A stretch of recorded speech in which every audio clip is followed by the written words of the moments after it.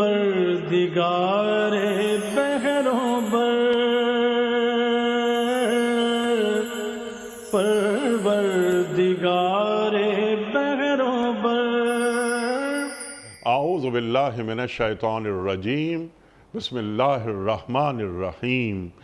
ان اللہ وملائکتہ یصلون علی النبی یا ایہا الذین آمنوا صلوا علیہ وسلموا تسلیما۔ اللہم صلی علی سیدنا ونبینا وشفیعنا ومولانا محمد وعلی آل محمد وبارک وسلم۔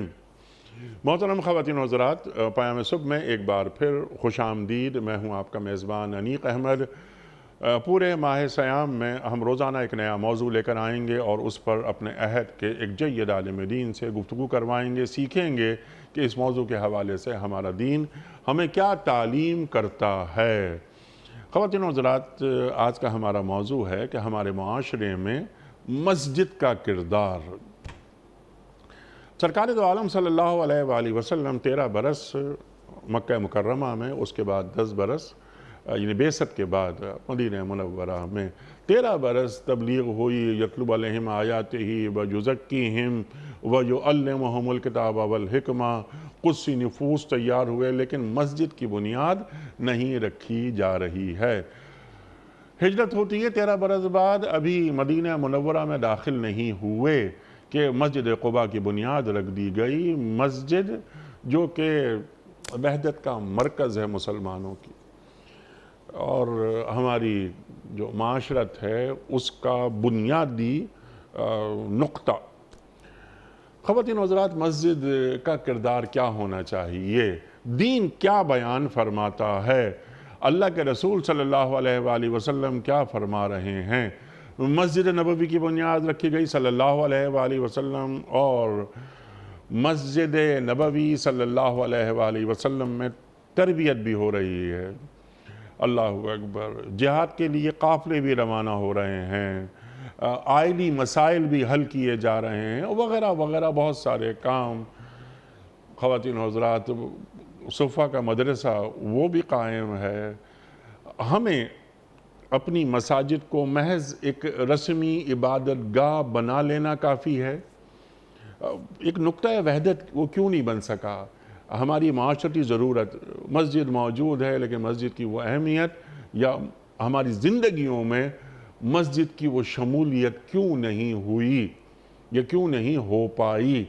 ہم سے کیا غلطیاں ہو رہی ہیں؟ اور سوالات بہت سارے ہم رکھیں گے اپنے عہد کے ایک جید عالم دین محترم ڈاکٹر سرفراز احمد آوان صاحب کی خدمت میں، جو تشریف فرما ہیں لاہور میں۔ ہمارے ملک کا انتہائی محبوب اور مقبول نام ڈاکٹر سرفراز احمد آوان صاحب۔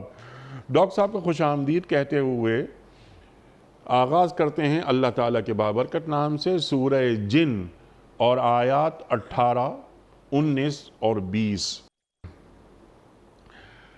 اعوذ باللہ من الشیطان الرجیم، بسم اللہ الرحمن الرحیم۔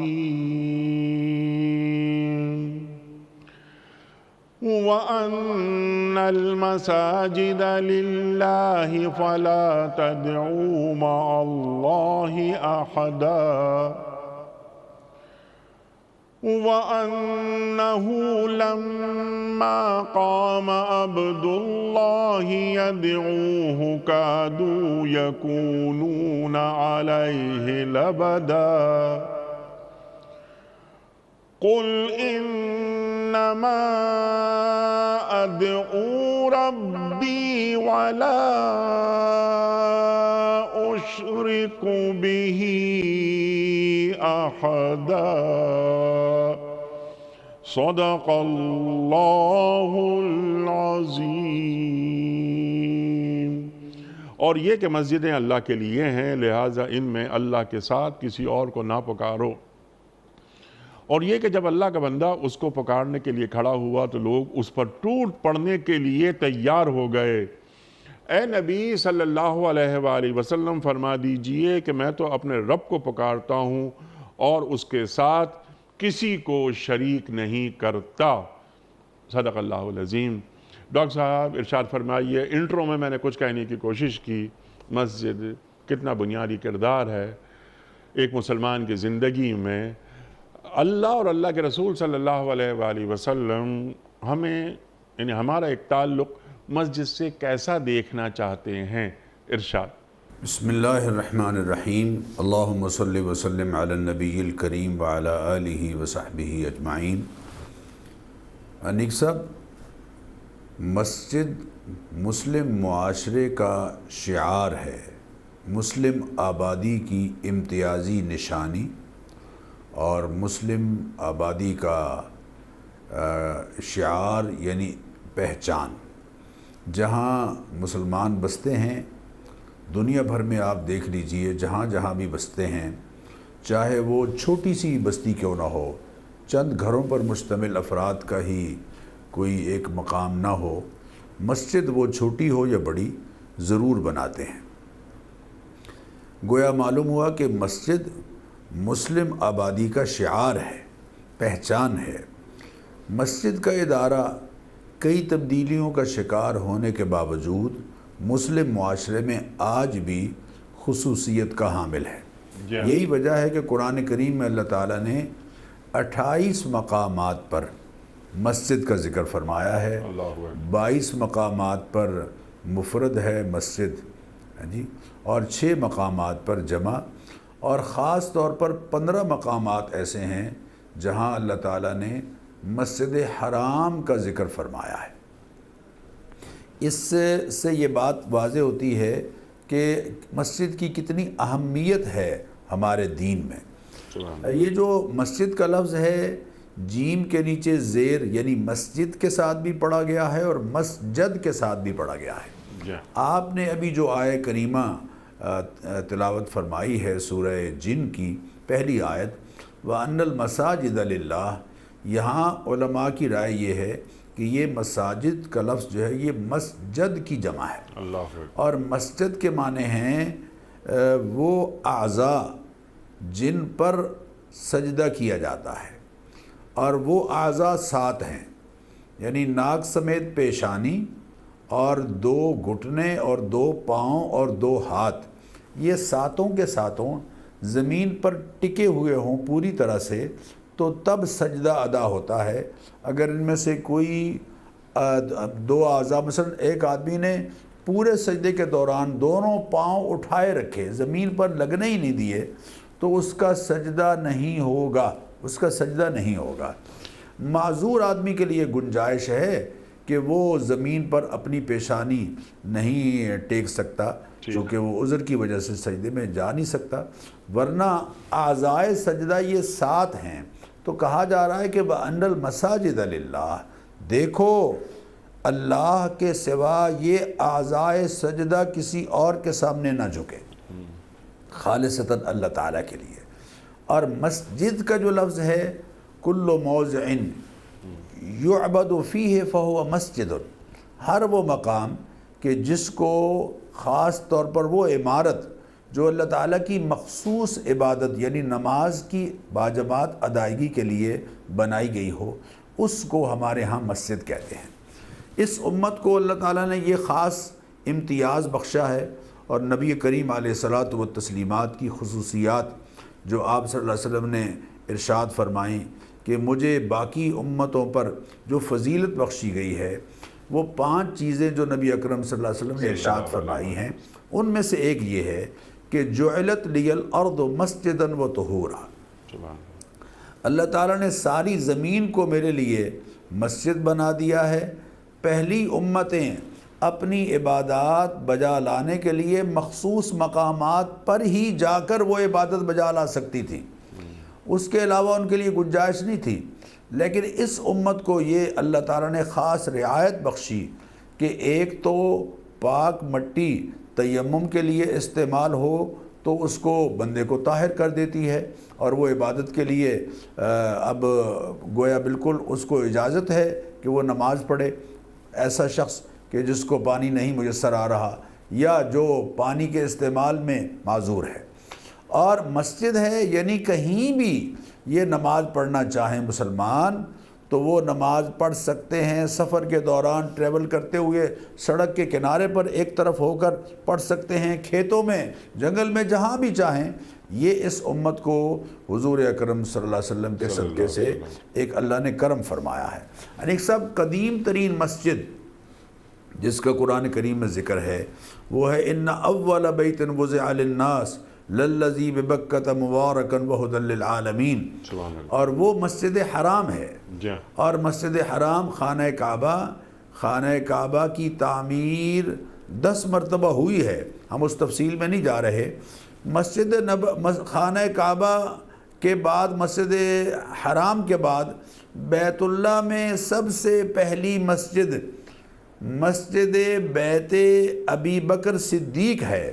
سیدنا صدیق اکبر رضی اللہ تعالیٰ عنہ نے اپنے گھر کے ایک کونے میں ایک جگہ مخصوص کر دی تھی عبادت بجا لانے کے لیے اور قرآن کریم کی تلاوت کے لیے۔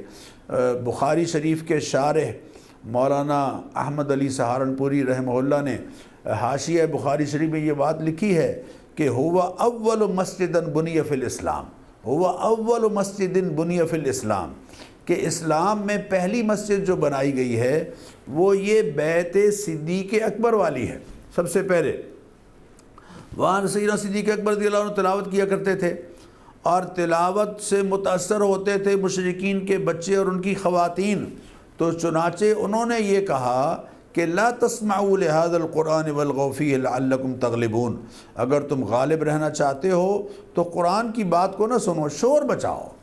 جو بات اس دور کے کفار نے قرآن کی آواز کو روکنے کے لیے کہی تھی، یقین کیجئے آج بھی وہی بات کفار کی زبان پر ہے کہ قرآن کی آواز کو کسی طریقے سے روکا جائے۔ اور اللہ تعالیٰ اس کے بعد مدینہ منورہ میں جب آپ تشریف لائے تو سب سے پہلا کام جو کیا، جیسے آپ نے انٹرویو میں ذکر کیا ہے، کہ وہ مسجد قباء کی تعمیر ہے۔ اور یہ وہ مسجد ہے جس کو تعمیر کرنے میں، گارا اور پتھر اٹھانے میں خود نبی کریم علیہ الصلاۃ والتسلیمات شریک ہوئے۔ اللہ اکبر، اللہ اکبر۔ اور آپ نے مسجد کی تعمیر میں حصہ ڈالا، اللہ تعالیٰ نے اجر میں حصہ ڈال دیا۔ آج بھی مسجد قباء کے محراب پر یہ حدیث لکھی ہوئی ہے کہ جو آدمی باوضو ہو کر اس مسجد میں آ کر عبادت بجا لاتا ہے، اللہ تعالیٰ اس کو مقبول عمرے کا ثواب عطا فرماتے ہیں۔ مسجد قباء کے بعد پھر جب آپ صلی اللہ علیہ وسلم شہر مدینہ میں تشریف لائے تو مدینہ منورہ میں تشریف لا کے آپ نے سب سے پہلا جو کام کیا ہے وہ مسجد نبوی کی تعمیر ہے۔ مسجد نبوی کی تعمیر کے لیے سہل اور سہیل 2 بچے تھے یتیم، ان سے زمین خریدی گئی۔ وہ تو چاہتے تھے کہ فری قبول کی جائے، ان کے لیے اعزاز کی بات، لیکن سیدنا صدیق اکبر رضی اللہ تعالیٰ عنہ جو 5000 درہم اپنے ساتھ لائے تھے، ان میں سے حضرت صدیق اکبر کے پیسے سے مسجد نبوی کے لیے زمین خریدی گئی اور وہاں مسجد نبوی کی تعمیر شروع ہوئی۔ اور مدینہ منورہ کے محلوں میں اور مسجدیں بھی موجود تھیں۔ حضرت جابر فرماتے ہیں کہ محلوں میں چھوٹی چھوٹی مسجدیں تھیں، بلکہ علامہ شبلی رحمہ اللہ نے 40 کے قریب مدارس کا ذکر کیا ہے مسجد نبوی کے علاوہ جو بن گئے تھے۔ دینی حوالے سے یہ بات میں چاہوں گا کہ اس پر بہت توجہ ہو کہ دینی حوالوں سے مسلمانوں کی محنت اور سرگرمیوں کے میدان انیک سب مختلف رہے ہیں۔ مثلا دعوت و تبلیغ کا میدان ہے، اسی طرح باطنی تزکیہ اور تعمیر شخصیت کا میدان ہے، خانقاہی نظام جو شریعت کے اصولوں کے مطابق ہو، اور تعلیم و تدریس کا میدان ہے، تحریر اور لٹریچر کی فراہمی کا میدان ہے، اور میدان کارزار میں دشمن کے مد مقابل ہونا، یعنی اعلاء کلمت اللہ کے لیے اور انصاف کے قیام، عدل کے قیام اور ظلم کے خاتمے کے لیے جہاد کا میدان۔ یہ میدان مختلف رہے ہیں، لیکن انیک صاحب مرکز ہمیشہ 2 ہی رہے ہیں، مسجد اور مدرسہ۔ یہ دونوں اس وقت دشمن کی زد میں ہیں، انہیں ٹارگٹ کیا جا رہا ہے اور مسلمانوں کو ان سے دور اور لا تعلق کرنے کی مذموم مہم زور شور پر ہے۔ حالانکہ نبی کریم علیہ الصلوۃ والتسلیمات نے مسجد سے مومن کے تعلق کو کس طرح سے بیان فرمایا انیک صاحب؟ اللہ ذرا غور کیجئے. حضور اکرم صلی اللہ علیہ وسلم نے فرمایا من غدا الى المسجد او راحا اعد اللہ له نزلۃ الجنت کلما غدا او راحا. جو مسلمان بھی صبح یا شام مسجد میں آتا ہے تو اللہ تعالیٰ جنت سے اس کی مہمانی کرتے ہیں. اللہ اکبر اللہ اکبر. من خرج من بیتہ متطہرا الی صلاۃ مکتوبۃ فاجرہ کاجر الحاج المحرم. جو شخص گھر سے باوضو ہو کر فرض نماز کی ادائیگی کے لیے مسجد کے لیے نکلتا ہے اور مسجد جاتا ہے تو وہ ایسے ہی ہے جیسے احرام باندھ کر حج کے لیے کوئی جا رہا ہے.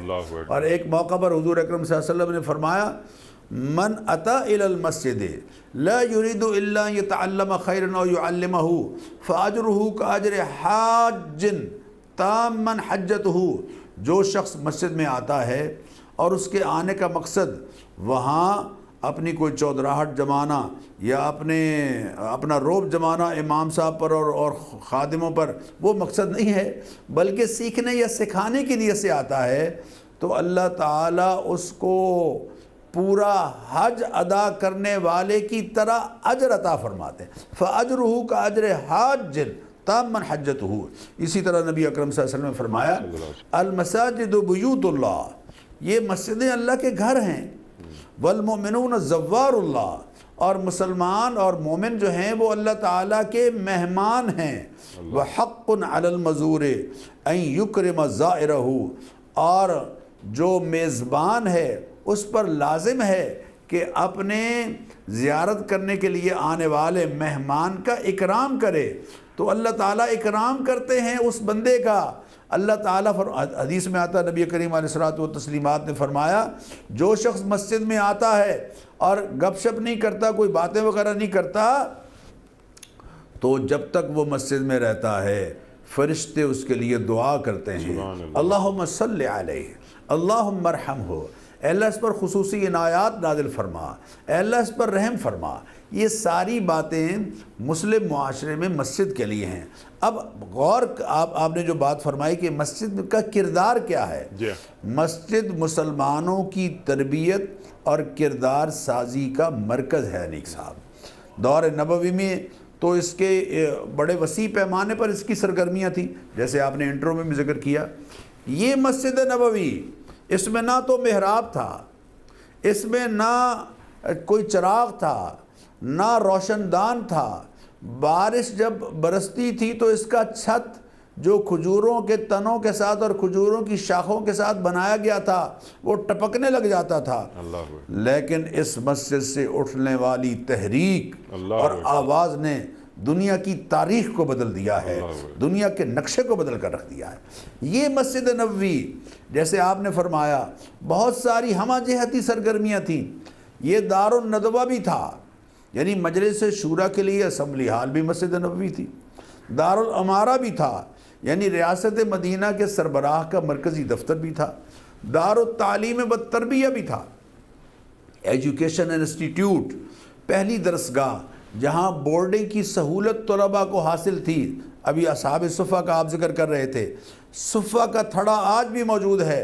اصحاب صفہ کی تعلیم و تربیت کا مرکز، جہاں سے نہ صرف یہ کہ دینی تربیت لوگ حاصل کرتے بلکہ اساتذہ تیار کر کے دوسرے شہروں میں اور بستیوں میں بھیجے جاتے تھے. ایک علماء کی رائے یہ ہے کہ 150 کے قریب طلباء جو دینی تعلیم حاصل کرنے کے لیے یہاں موجود رہتے تھے، ان کی کفالت مدینہ منورہ کے لوگ، مسلمان، عام معاشرہ کر رہے تھے. آج بھی الحمدللہ بر صغیر میں جتنے مدارس دینیہ ہیں ان کے طلبہ کی کفالت اسی طرح سے ہو رہی ہے جیسے کہ مدینہ منورہ کے لوگ اصحاب صفہ کی کفالت کر رہے تھے. اسی طرح بیرون سے آنے والے جو سفراء ہوتے تھے ان سے ملاقات کا مرکز بھی مسجد نبوی تھی.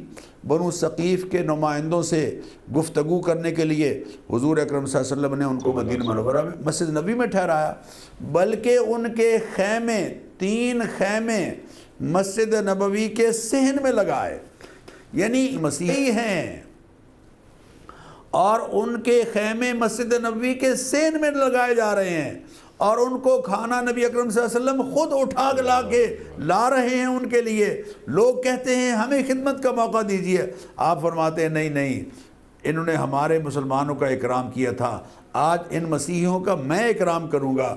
ان کو جب ان کی عبادت کا وقت آیا تو ان کو وہیں مسجد نبوی کے صحن میں عبادت کی اجازت دی گئی کہ اللہ اکبر اللہ اکبر۔ یہ صورتحال اللہ کے نبی صلی اللہ علیہ وسلم کے دور میں تھی۔ آج میں دوسرے فرقے کے بندے کو اپنی مسجد میں داخل ہونے کی اجازت نہیں دیتا، میں نے بورڈ لگا دیا ہے، خبردار اس مسلک کے سوا کوئی اور آدمی اس مسجد میں نہیں آ سکتا۔ یہ تو اللہ کے نبی صلی اللہ علیہ وسلم کی تعلیمات سے ہٹ کر ہے۔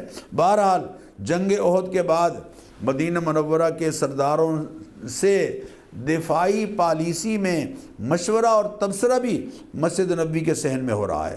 فرسٹ ایڈ، ابتدائی طبی امداد کا مرکز، جہاں بنو اوس قبیلے کے لوگوں نے جنگ احد کے زخمیوں کی مرہم پٹی کی اور تیمارداری کی، یہ سارے کام مسجد نبوی، بلکہ قیدیوں کو پکڑا جا رہا ہے اور ان کو باندھا جا رہا ہے مسجد نبوی کے صحنوں کے ساتھ۔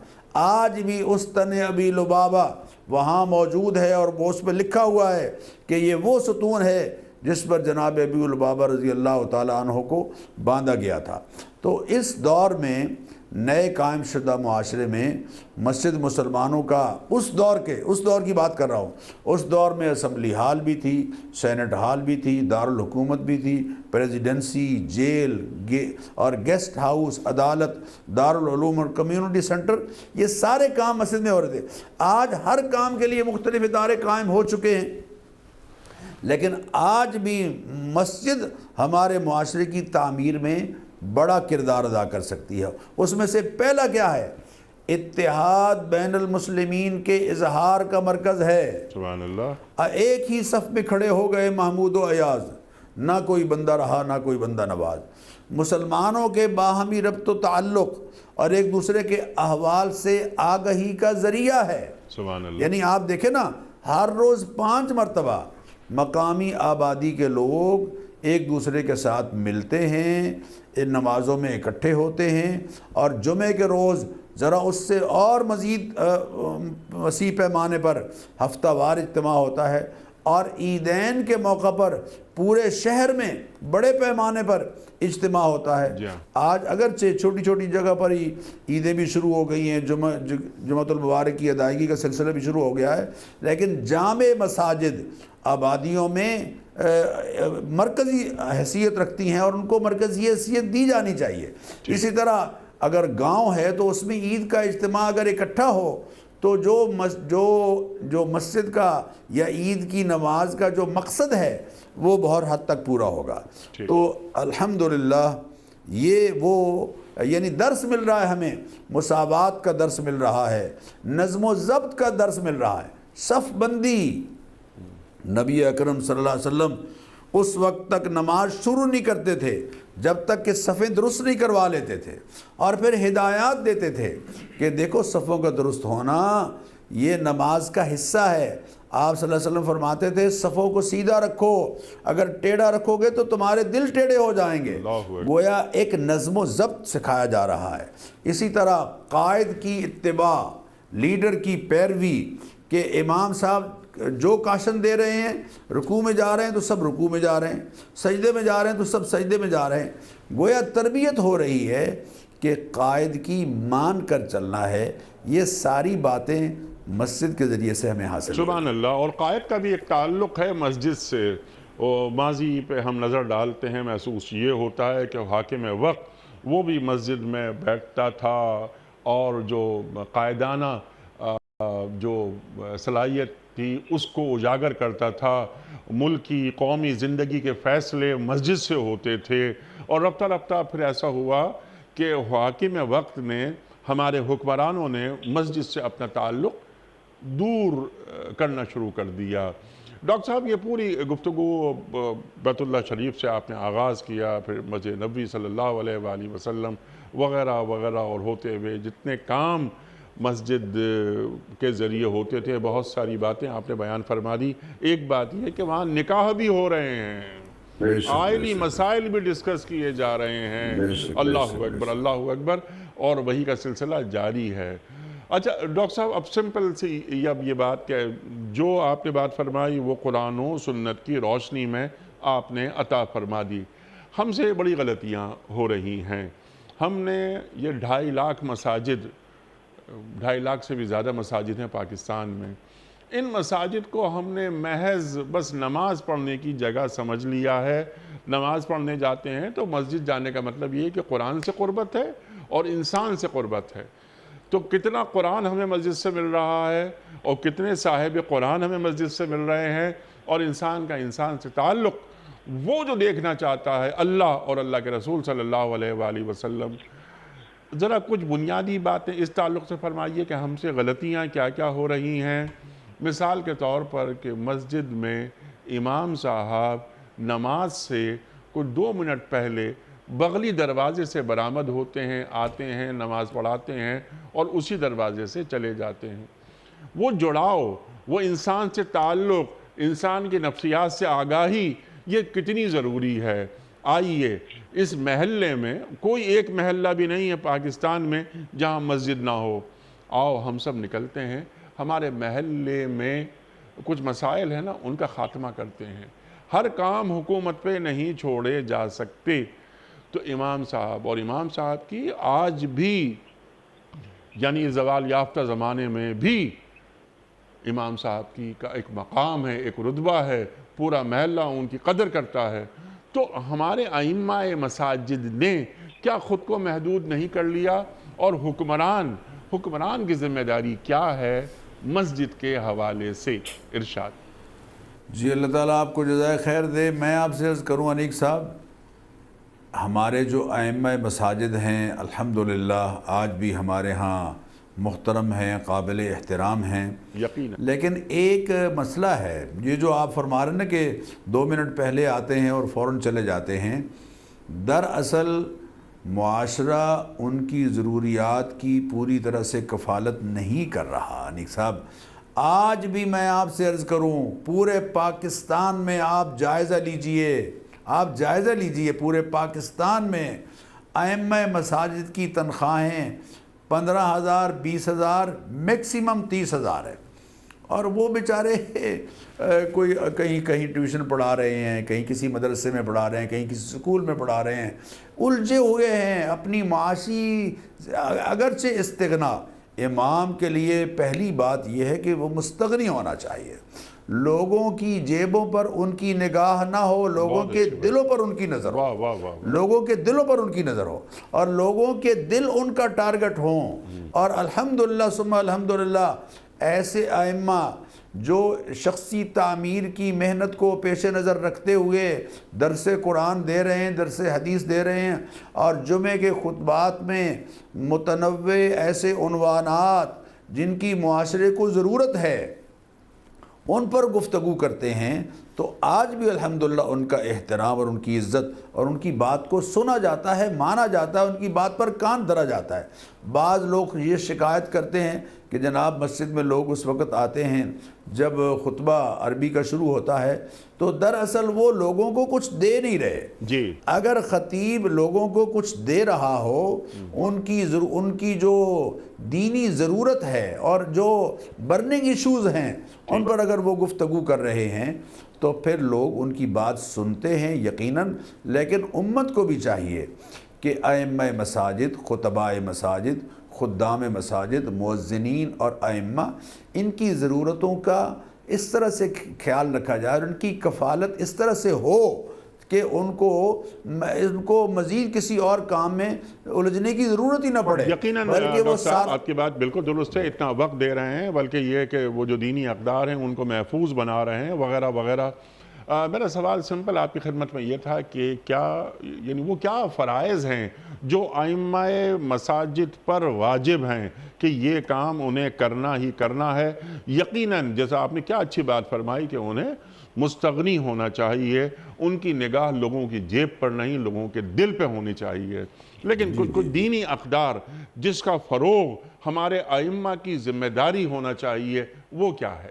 دیکھیے جی، سب سے پہلی بنیادی ان کی ذمہ داری دینی حوالے سے رہنمائی ہے۔ سبحان اللہ۔ مرکز ہے دینی حوالے سے رہنمائی کا مرکز۔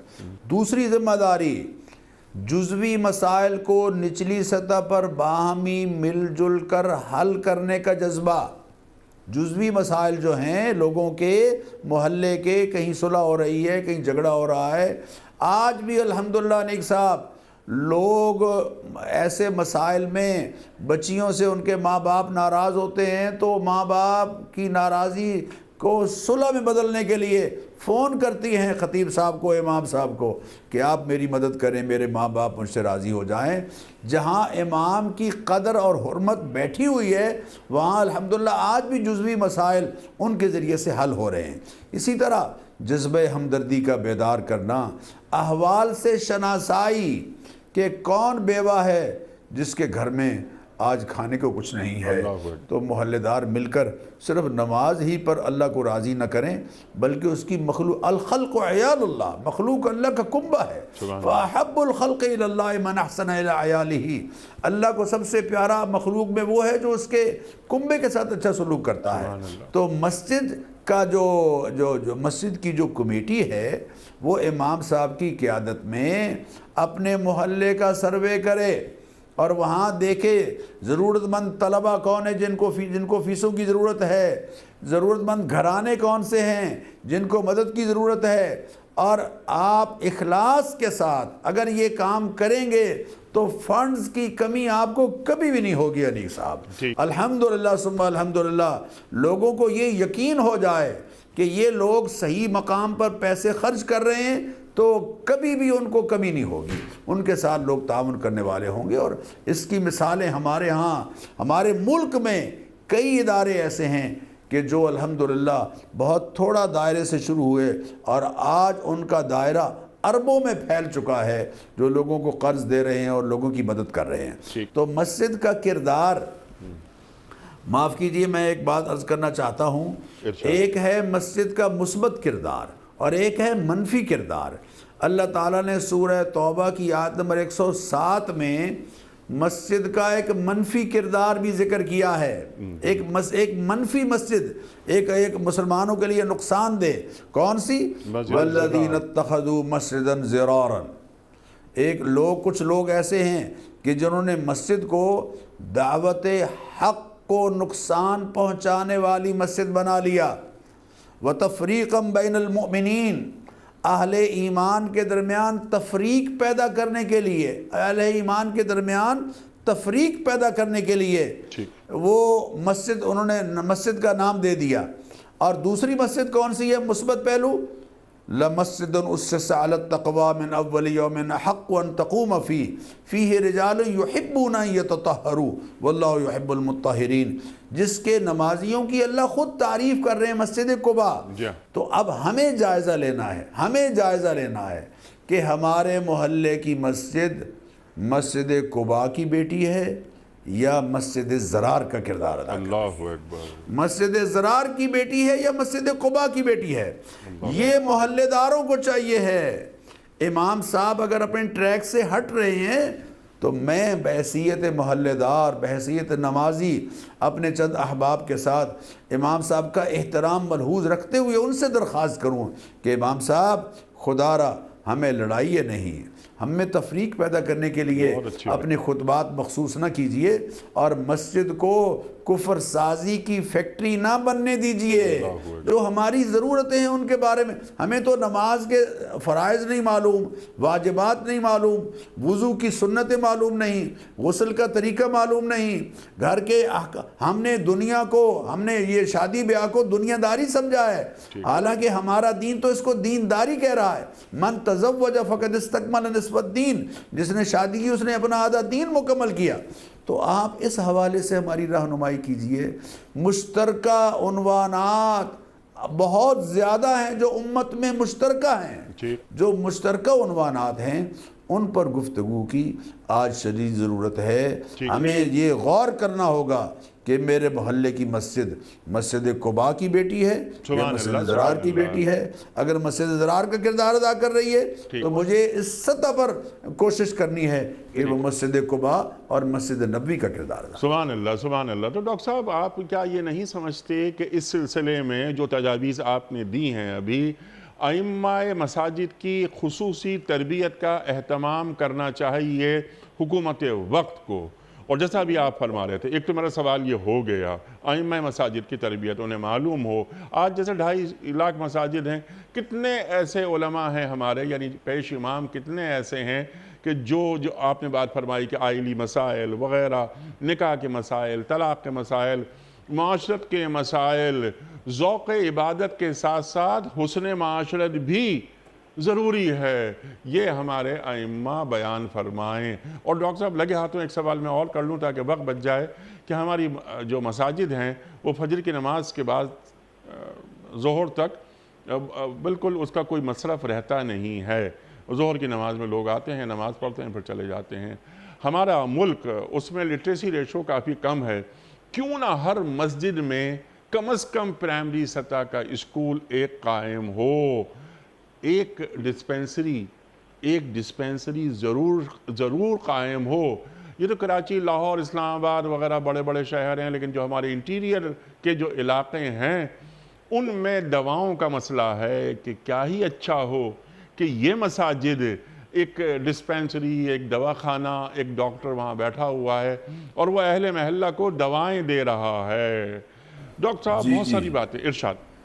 یہ نیک خواہش بہت اچھی خواہش ہے نیک صاحب، لیکن یہ وہاں پوری ہو سکتی ہے جہاں بڑی مساجد ہیں، مثلا 2 کنال میں مسجدیں ہیں، لیکن ہمارے ہاں تو 2 3 مرلے کی مسجدیں ہیں بہت چھوٹی، وہاں یہ ساری باتیں ہو نہیں پاتی۔ لیکن اس کے ساتھ ساتھ میں اتنی درخواست یہ کروں گا، ائمہ کی تربیت کی شدید ضرورت ہے، ان کو دور حاضر کے مسائل سے آگاہ کیا جائے اور دور حاضر کے مسائل کا حل ان کے سامنے قرآن و سنت کی روشنی میں رکھا جائے تاکہ وہ امت کی رہنمائی اس حوالے سے کر سکیں۔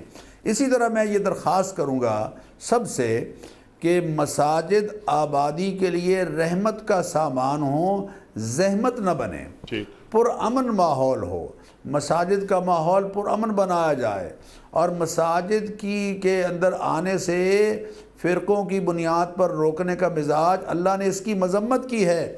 من اظلم ممن منع مساجد اللہ یذکر فی اسمہ وسعی فی خرابہا، اس سے بڑا ظالم کون ہے جو مسجد میں اللہ کا نام لینے سے روکتا ہے اور مسجد کو برباد کرنے اور خراب کرنے اور ویران کرنے کے لیے کوشاں رہتا ہے۔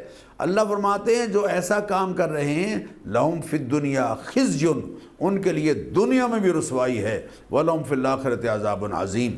تو مسجد کو پرامن بنایا جائے، لاؤڈ سپیکر کا بے جا استعمال نہ ہو، غیر ضروری طور پر باہر کا سپیکر استعمال نہ کیا جائے، جو انٹرنل جو سسٹم ہے ساؤنڈ سسٹم اس سے فائدہ حاصل کیا جائے۔ اسی طرح نمازی حضرات جو بڑی مسجدوں میں آتے ہیں تو گاڑیاں پارک کرتے ہوئے مسجد کے جو ہمسائے ہیں ان کے لیے مشکل کھڑی نہ کریں، ان کے گیٹوں کے سامنے گاڑیاں نہ کھڑی کر دیں۔ مسجدوں میں اعلان ہو رہا ہوتا ہے کہ فلاں صاحب کی گاڑی، اس نے دروازہ گیٹ بند کر دیا ہے، اتنے نمبر کی گاڑی وہاں ہٹائیں، یہ نہیں ہونا چاہیے۔ مسجدیں صاف ستھری ہوں۔ حضرت عائشہ فرماتی ہیں امر رسول اللہ صلی اللہ علیہ وسلم ببناء المسجد فی الدور وینظف ویطیب، حضور اکرم صلی اللہ علیہ وسلم نے اس بات کا حکم دیا کہ چھوٹی آبادیوں میں بھی مسجدیں بنائی جائیں اور ان کو صاف ستھرا رکھا جائے، ان کو خوشبودار رکھا جائے۔ مسجد کی صفائی 2 انبیاء علیہ السلام کی سنت ہے، وعاہدنا الى ابراہیم و اسماعیل ان طہر بیتی للطائفین والعاکفین والرکع السجود۔ حضرت ابراہیم علیہ السلام سے اور اسماعیل علیہ السلام سے ہم نے اس بات کا عہد لیا کہ وہ میرے گھر کو نمازیوں کے لیے، طواف کرنے والوں کے لیے، رکوع اور سجدہ کرنے والوں کے لیے صاف ستھرا رکھیں گے۔ میں نے خادم مسجد کے ذمہ کام لگا دیا ہے اور 5,000 10,000 اسے مہینہ تنخواہ دیتا ہوں، اور ساتھ ساتھ جب جاتا ہوں مسجد میں کوئی گڑبڑ ہوتی ہے تو روب اس پر خوب جھاڑتا ہوں. یعنی جس کی بات بیوی نہیں مانتی وہ مسجد میں خادم پر، مؤذن پر، امام پر، خطیب پر خوب روب جھاڑتا ہے. اس کی بجائے میں خود آگے بڑھ کر سنت نبوی سمجھ کر مسجد کی صفائی کرنے والا بن جاؤں، مسجد کی صفائی درست کرنے والا بن جاؤں، مسجد میں تقریباتی لباس پہن کر آیا جائے. یا بنی آدم خذوا زینتکم عند کل مسجد. سبحان اللہ. اے بنی آدم مسجد میں آؤ، سج دج کر آؤ. ایک صاحب واک کرنے کے لیے صبح نکلے گھر سے اور مسجد میں آ گئے نماز پڑھنے. نماز پڑھ کے جب فارغ ہوئے تو ہمسائے نے کہا کہ آئیے ذرا میرے گھر میں اکٹھے چائے پی لیتے ہیں. تو کہنے لگے سوری میں نے پراپر لباس نہیں پہنا ہوا، میں گھر جا کے کپڑے بدل کے آتا ہوں. بھئی اللہ کے گھر میں تو اسی لباس میں آ گئے ہو.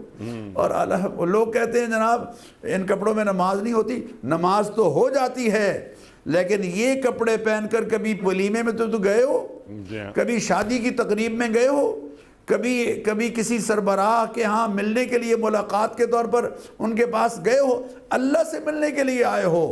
تقریباتی لباس کے ساتھ، باوقار لباس کے ساتھ مسجد میں آنا چاہیے. یہ مسجد کے وہ تقاضے ہیں جن کو پورا کرنا ہم سب کے لیے بنیادی سبحان اللہ سبحان اللہ. اچھا ڈاکٹر صاحب کیونکہ وقت ختم ہو رہا ہے پروگرام کا تو میں جلدی 2-4 سوالات آپ کی خدمت پہ رکھ دوں. مرد ہم دیکھتے ہیں کہ ان کا ایک جڑاؤ، ایک تعلق تو ہوتا ہے مسجد سے، لیکن ہمارے معاشروں میں، مسلم ریاستوں میں یعنی عورتوں کو، خاص طور پہ پاکستان کی بات کریں جو ہم بار بار ایک بات کہتے ہیں کہ پہلی محبت تو ہماری پاکستان ہے، پاکستان میں خواتین کا اس طرح تعلق، ایسا جڑاؤ نہیں نظر آتا مساجد سے جیسا کہ ہونا چاہیے. اس سلسلے میں آپ کیا فرمائیں گے؟ میں تو آپ سے اس حوالے سے عرض کروں گا کہ یہ ایک فقہی ایک مسئلہ ہے جس میں علماء کی مختلف آراء ہیں. کچھ علماء یہی کہتے ہیں کہ خاتون کے لیے سب سے بہتر جگہ نماز کی اس کا گھر ہے، بلکہ گھر میں بھی وہ کمرہ ہے جہاں میکسیمم وہ پردے میں آسانی کے ساتھ اللہ تعالیٰ کی عبادت بجا لائے. لیکن آج کل میں اتنا عرض کروں کہ تعلیم کے لیے، دینی تعلیم کے لیے عورتوں کے لیے کوئی ذریعہ نہیں رہا.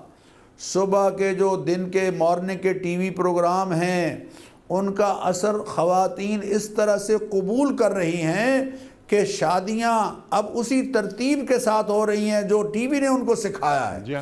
تو اگر ہم مسجدوں میں ان کو بلا کے درس قرآن، درس حدیث اور دین سے شناسائی ان کی کریں، ان کو حاصل کرنے دیں گے تو اس کا فائدہ ہوگا.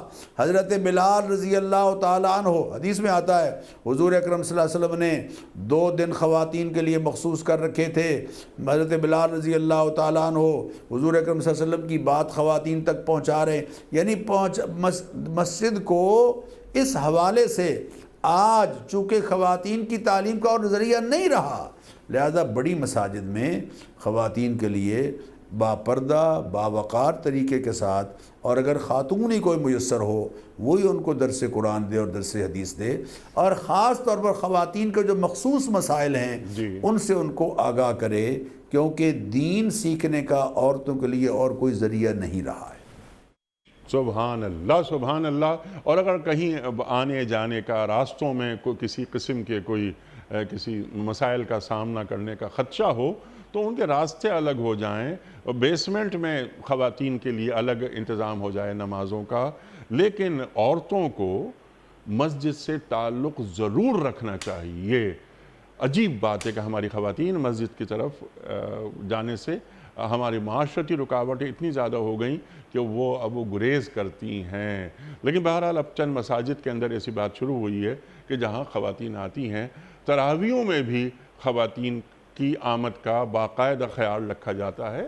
لیکن اس کے ساتھ ساتھ انیق صاحب یہ ضروری ہے کہ ایسی خواتین جو مسجد میں آ رہی ہیں وہ اپنے لباس کا خیال رکھیں، وہ اپنے وقار کا خیال رکھیں، اور وہ اس طریقے سے مسجد میں آئیں کہ ان کی پہچان ایک معزز خاتون کی طرح ہو، باوقار مسلم خاتون کی طرح ہو. سبحان اللہ سبحان اللہ. جیسے میں نے عرض کیا تھا ابھی کہ ان کے راستے بھی الگ ہوں، کہ وہ ان کا کوئی مردوں سے انٹریکشن ہونے کا امکان بھی بہت کم رہے کہ وہ باوقار انداز میں، جیسا آپ نے فرمایا کہ ایک مسلمان عورت کی شان کیا ہوتی ہے، اس شان سے وہ آ رہی ہے اور وہ نمازیں پڑھ رہی ہے اور امام صاحب کی بات سن رہی ہے، اپنی دینی تربیت کروا رہی ہے اور پھر گھر جا کر نسلوں کی تربیت کا ذریعہ بن رہی ہے۔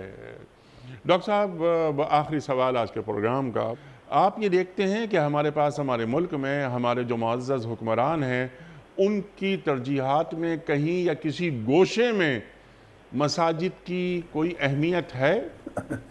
دور دور تک نظر نہیں آتی انیق صاحب، یہ المیہ ہے۔ حالانکہ میں عرض کروں کہ سب سے بہترین جو تربیت کا مرکز ہے، دیکھیں آپ دن میں کارڈ تقسیم کریں انیق صاحب کہ آپ کو ہم لنچ کھلائیں گے دوپہر کے وقت ورکنگ آورز میں، اگر آپ نے 1000 تقسیم کیے تو شاید 500 لوگ آئیں، لیکن مسجد میں ہر جمعے کو 200 400 500 1000 5000 تک لوگ میسر ہیں۔ ہم اپنا میسج کنوے کریں، ریاست بھی اپنے اچھے کام کے لیے، اچھے میسج کے لیے ائمہ مساجد سے تعاون حاصل کر سکتی ہے۔ ہم بہت سی بیماریاں جن کے بارے میں غلط مختلف توہمات ہیں، ان کے ذریعے، ان کے بارے میں صحیح رائے ائمہ کے ذریعے سے، خطباء کے ذریعے سے معاشرے میں کنوے کر سکتے ہیں۔ ریاست کو چاہیے کہ وہ کم از کم مسجد کو کسی نہ کسی گوشے میں ترجیح دے اور اس کو پروٹوکول دے جو اس کا حق ہے۔ جن ملکوں میں مسجدوں کا نظام ریاست نے اپنے ذمہ لیا ہے وہاں بہتر انداز سے ہو رہا ہے کام، بشرطے کہ وہاں اللہ تعالیٰ معاف فرمائے، اللہ معاف فرمائے، وہ مقاصد حاصل نہ کیے جائیں جو محض ریاست کے مقاصد ہوں، لیکن پھر بھی مسجد کے نظام کو بہتر بنانے کے لیے ضرورت ہے اس بات کی کہ ریاست اس میں اپنا حصہ ڈالے، پورے کیے جائیں، سیاسی مقاصد پورے نہ کیے جائیں۔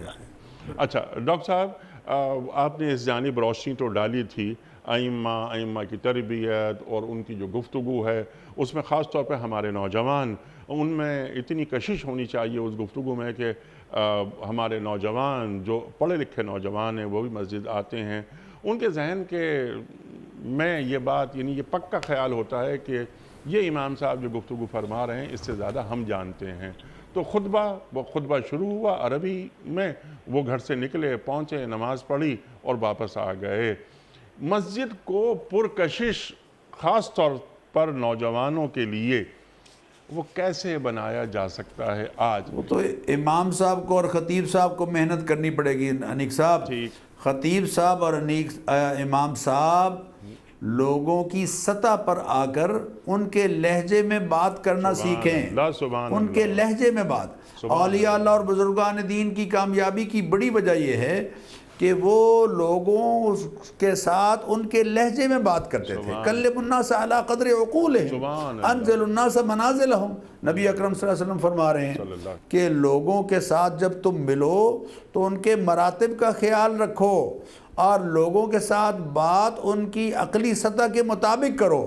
اگر میں یہ کہہ رہا ہوں کہ امسال ہمارے کشتزار میں تقاطر امطار کا ازدیاد رہا تو یہ جملہ سامعین کی بالکل سروں سے گزر جائے گا، اور اگر میں یہی بات یوں کہوں کہ اس سال ہمارے کھیتوں میں بڑی بارش ہوئی تو لوگوں کو سمجھنے میں آسانی ہوگی۔ تو جو اصطلاحات ہیں قرآنی اور فقہی اصطلاحات، ان کو سہل انداز سے لوگوں کے سامنے پیش کیا جائے، اور احادیث کے ترجمے میں بھی مخصوص مصطلحات کی بجائے ان کی تسہیل کر کے لوگوں کو سمجھانے کے لیے بات ان کی سطح پر آ کر کرنے کا امام صاحب کو اور خطیب صاحب کو یہ کام کرنا ہوگا۔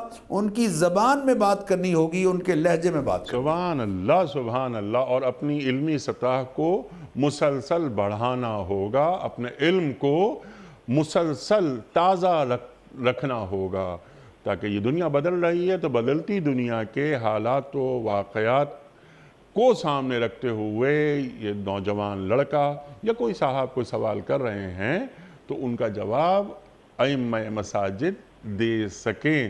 ان میں اتنی سکت ہو، اتنی قابلیت، اتنی صلاحیت ہو، کیونکہ بہت سے نوجوانوں کے ذہن میں جب ہم ان سے بات کرتے ہیں تو وہ یہ کہتے ہیں کہ نہیں، ہمارے ائمہ مساجد کے اندر یہ صلاحیت نہیں ہے کہ وہ ہمارے سوالوں کا جواب کیا دیں، وہ ہمارے سوالوں کو سمجھ ہی نہیں سکتے۔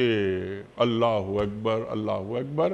تو ایک جڑاؤ پیدا ہو، مسجد کو پرکشش بنایا جائے اور مسجد کا استعمال ویسا ہو جو سرکار دو عالم صلی اللہ علیہ وآلہ وسلم نے امت کو تعلیم فرمایا۔ ڈاکٹر صاحب، میں آپ کا بڑا ممنون، بڑا شکر گزار، آپ تشریف لائے اور آپ نے بیت اللہ شریف اور مسجد قباء اور پھر مسجد نبوی صلی اللہ علیہ وآلہ وسلم سے ہوتے ہوئے آج کی ہماری جو مساجد ہیں وہ ہمارے حالات، ہمارا جڑاؤ کیسے پیدا ہو سکتا ہے اور ائمہ مساجد کی تربیت بالتفصیل آپ نے ہماری تعلیم فرمائی۔ میں آپ کا بڑا ممنون۔ خواتین و حضرات، ہمارے علماء کو اللہ سلامت رکھے، تشریف لاتے ہیں اور ہماری علمی کمی کو دور فرما دیتے ہیں۔ کل انشاءاللہ ایک نئے مہمان اور ایک نئے موضوع کے ساتھ پھر حاضر ہوں گے۔ اگر کوئی فیڈ بیک آپ دینا چاہیں تو ضرور عطا فرمائیے۔ ہمارا ای میل ایڈریس ہے ps@dunyatv.tv۔ اپنے میزبان انیق احمد کو کل تک کے لیے اجازت دیجیے۔ خدا حافظ۔ پروردگار